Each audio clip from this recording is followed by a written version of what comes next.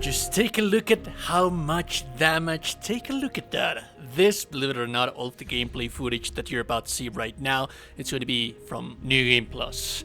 A lot of people had been asking me for this build, it's finally here, sorry about that, it took me quite a while. I do have to say, I do have to warn you that this is an endgame build. Meaning that you are going to be required to do lots and lots and lots of farming for this build. There's many variations that you can make with this build, but essentially this is just taking advantage as much as we can possibly do for confusion. This is going to be for Onmyo magic user ninja style, and there's going to be lots of different elements that we're going to be using for spells and combinations and things that you can do and what have you.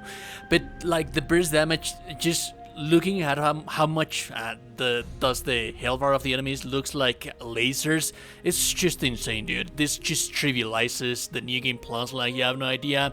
And if you're thinking that it's not going to be as great for exploration, you're actually wrong, because this actually trivializes exploration as well. The thing is that we're going to have so much status element buildup with this build that you're basically going to be always be dealing backstab damage because of paralysis. Paralysis is just so king, dude. You're basically going to be able to paralyze the enemy over and over and over and over again, even 1, 2, or 3 times, even if they get resistances, because your status element accumulation is just so high that you don't care. Because just take a look at this. We have already paralyzed the enemy, and then he got out of paralysis. We paralyze it again just by one single shuriken, dude. This is also true for bosses. You're going to be applying paralysis for bosses on bosses with one single shuriken, and then you're just going to be needing 2 and then maybe 3. But ideally, we're always going to be dealing lots and lots and lots of burst backstab damage with either spells or the actual damage of our weapons. Remember that the spells actually do backstab as well, so there's just so much goodness about this build. Remember to like the video, really helps me, like you have an idea, subscription to the channel as well. Let's just get right into it. And like I said, there's several variations that I have planned for this build. This is a little bit more leaning to some extent into spell casting. You're going to be able to use the spells that you want to use with this build. But because of the nature and because of how this works, you can actually make a build out of this with Flying Kato or Inari, or things like that. But here we have the Sinister Tyrant's Armorset alongside with the Grace of Jurojin. This is going to give us plus 50 Onmyo magic power, so that's always ideal. This actually increasing the elemental damage of our weapon that much more, not only for our weapon but also for our elemental damages that we use with our spells. Now, like I said, this is endgame, real endgame. For this to work as I have it right in here, you're going to necessarily have a Yasakani Magatama with the Grace of Jurojin. That's going to allow you to skip one piece of the matchless resentment for the Sinister Tyrant Armorset. This guy is going to give us status ailment accumulation 18%, but also the status ailment duration for confusion. Remember that confusion, it's just king on the endgame. And then we have the Spirit Force Ignition. What this guy does is that essentially this boosts our status ailment accumulation and our elemental damage at every single flipping time. There's only one big downside about this build, and that is that you're not going to be able to use your Guardian Spirit's attack to do burst at all, because this is always going to be burning your elemental damage at every single flipping time. But it's also, this is what allows us to deal so much status ailment accumulation and for the enemies to always be suffering confusion at every single flipping time. And like I said, you can change the Grace of Jurojin for Inari, for example, or for Flying Kato and what have you. Ideally, just the king on this game build right in here, it's going to be the Matchless Resentment from the Sinister Tyrant armament. As for the stats, like I mentioned, this is a very endgame build. Like real endgame.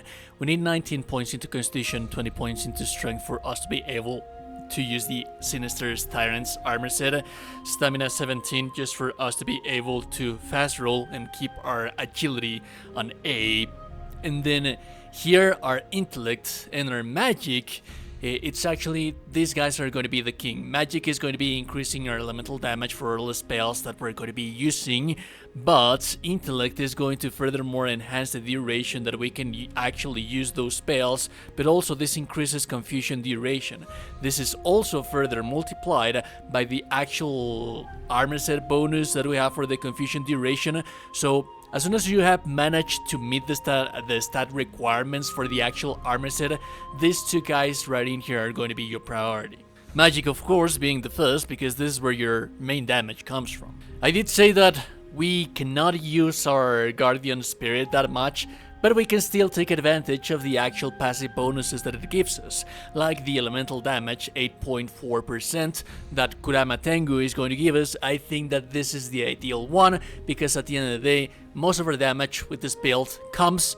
Now this is where things actually gets interesting once we have managed, when we have to manage our Onmyo Box, because this is also going to determine by a huge lot, how much damage are we dealing or not.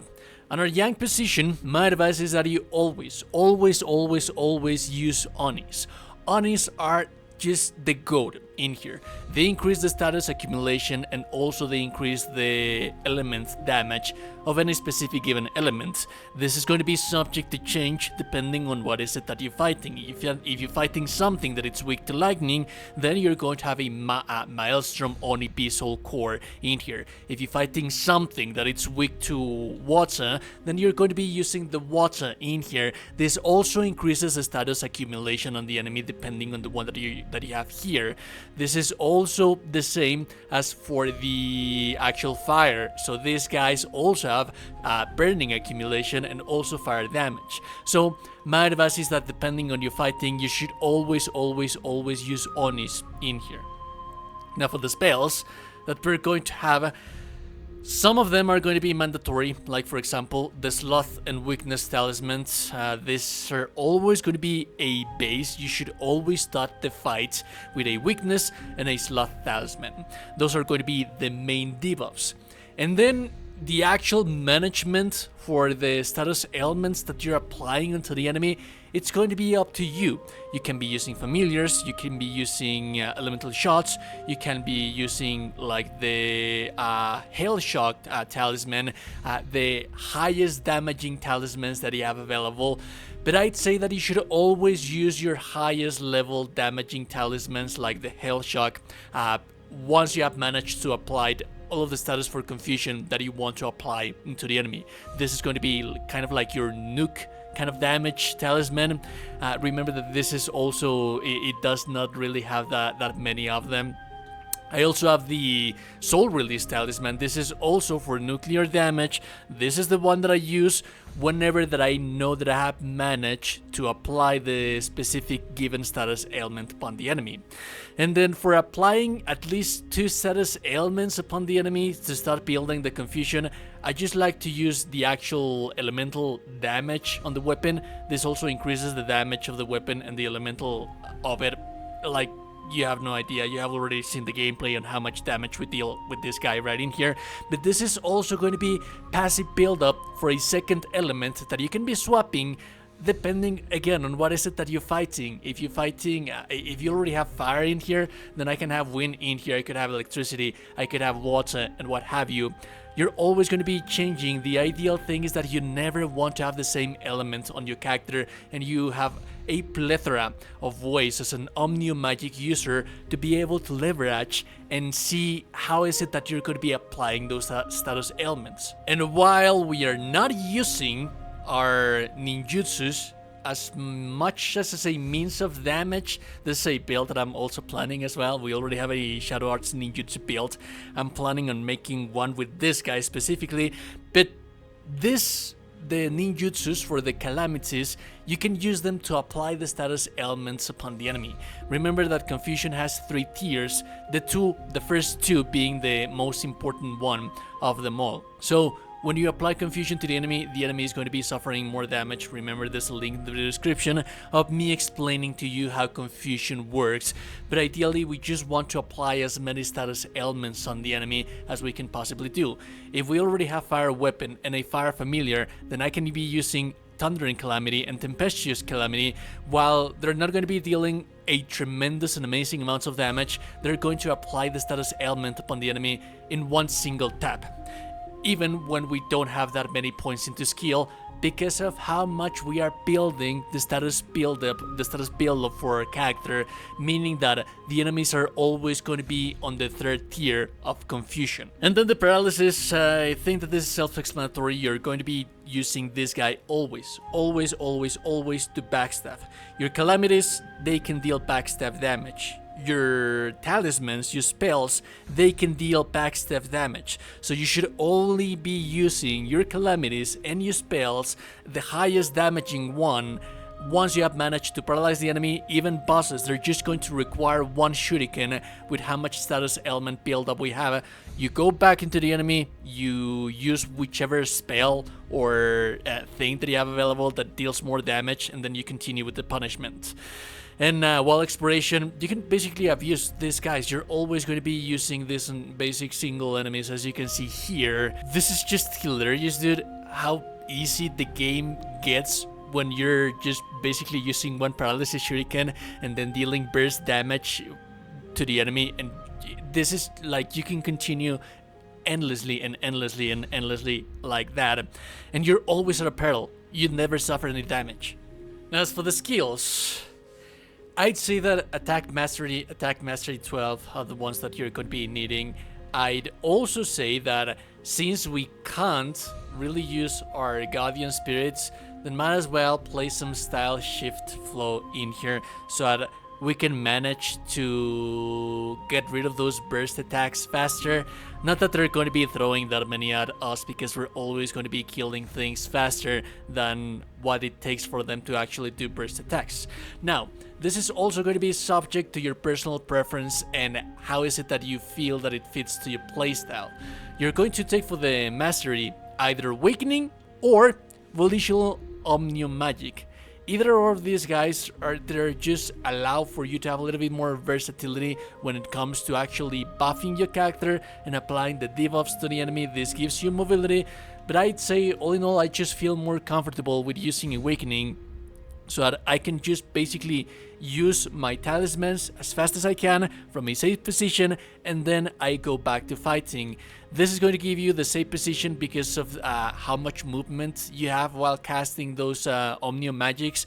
It's up to your personal preferences. And then amplification, just for us to have the elemental weapons that much more often. Our ninja is also going to be based, all of it is going to be based on us being able to apply the status elements as fast as we can possibly do. The Patience of the Gods increases the rate at which you build up the status elements on enemies by 24%. Venom Fang Technique does the same thing, but this is only just purely and solely for paralysis. Paralysis is king and key for this build. And then Dreadbringer increases the damage dealt by Omnium Magic and Ninjutsu relative to the number of negative effects on the enemy. You're always going to have at least 4 negative effects on the enemy, so this is always flat damage increase for your talismans.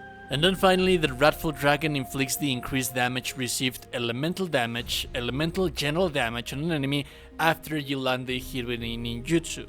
And you're always going to be dealing elemental damage, and more often than not, you're always going to be using your shurikens, so this is just free damage. Those are the ones that I consider must for everything, and you have a whole bunch of points in here to play around and add to your playstyle, depending on what is it that you're using. You're either using Inari or you're using Flying Kato or whatever that you're using spells, you're not using spells, it's going to be up to you. And so the build is as simple as that. It works amazingly against bosses, because then again, you're always going to be penalizing them and you're always going to be dealing lots and lots and lots of burst damage. Now, on exploration, it's really interesting because this is going to allow you to breeze through the entirety of the game like you have no idea. Mainly because of the uses of the paralysis shuriken. Every single enemy, doesn't matter what kind of enemy are you fighting against, you're always going to be applying paralysis on one single tap. And the basic enemies in this game for New Game Plus, while exploration on any region that you're playing, they're never going to survive one assault of the flurry of attacks for backstab that you deal to them.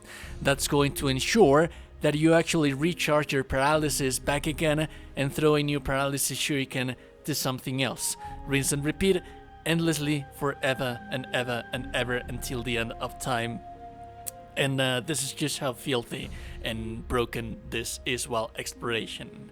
When fighting against bosses, the same thing happens. You're going to be dealing burst damage, backstab damage, throw your spells, the most damaging spells, the most damaging talismans. Confusion is always going to be active. You're always going to be dealing much more damage to the enemy because of the confusion. This is so far one of the most broken builds that I have done. I wouldn't say that it is as broken as the one-shot samurai that unfortunately got taken down because of a copyright strike. I am going to be remaking that build. But yeah, this is very powerful. Remember that if you like the content, a like and never super appreciated. And also that you're gorgeous and beautiful person. You're indeed a gorgeous and beautiful person. Subscribe to the channel, join Discord. Have a beautiful day and goodbye.